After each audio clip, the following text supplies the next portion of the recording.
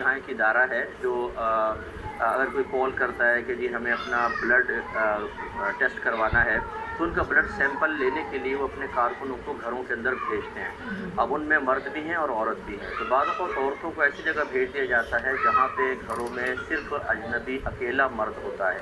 تو کیا کسی خاتون کا ایسے گھر میں اجنبی مرد کا بلڈ سیمپل لینے کے لیے جانا شرعاً درست ہوگا یا نہیں ہوگا؟ دیکھیں، نبی کریم صلی اللہ علیہ وسلم کا چونکہ یہ واضح فرمان عالی شان ہے کہ جب مرد و عورت کسی مقام پر تنہا ہوں تو وہاں تیسرا شیطان ہوتا ہے۔ مراد یہ ہے کہ ان کو بہکانا اور ان کو قریب لانا اور گناہ کروانا شیطان کے لیے بہت آسان ہو جاتا ہے۔ اس کا مطلب ہرگز یہ نہیں ہے کہ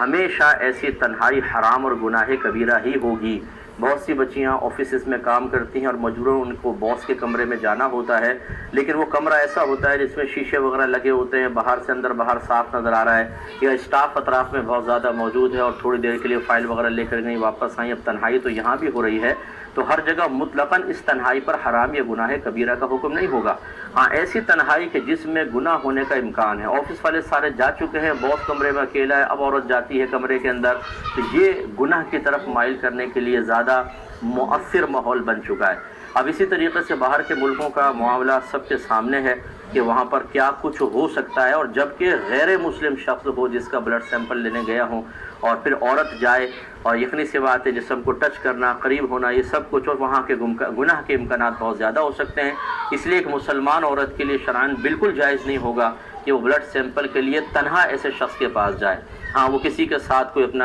ایک اور کوئی خاتون ہو ان کے ساتھ، یا کوئی محرم وغیرہ ہو، اگر اس کو لے لے تو ٹھیک، ورنہ اس طرح اکیلے اس شخص سے اجتناب کریں۔ اچھا، اب ان کا کہنے کا مطلب یہ ہے کہ بعض وقت پتہ تو نہیں چلتا، آدمی داخل ہو گیا تب پتہ چلا گھر میں کوئی نہیں اور مرد اکیلا ہے۔ اگر ایسی خطرناک سچویشن ہے کہ وہاں جا کر پتہ چلتا ہے تو پھر پہلے ہی عورت کو چاہیے کہ اس قسم کی جاب اختیار نہ کرے، اسی میں عافیت ہے، ورنہ خدا نخواستہ پھر آگے گناہ کر لے انسان یا شیطان کروا دے اور پھر بعد میں انسان پچھتاتا رہے۔ اس سے بہت بہتر ہے کہ احتیاط کی جائے۔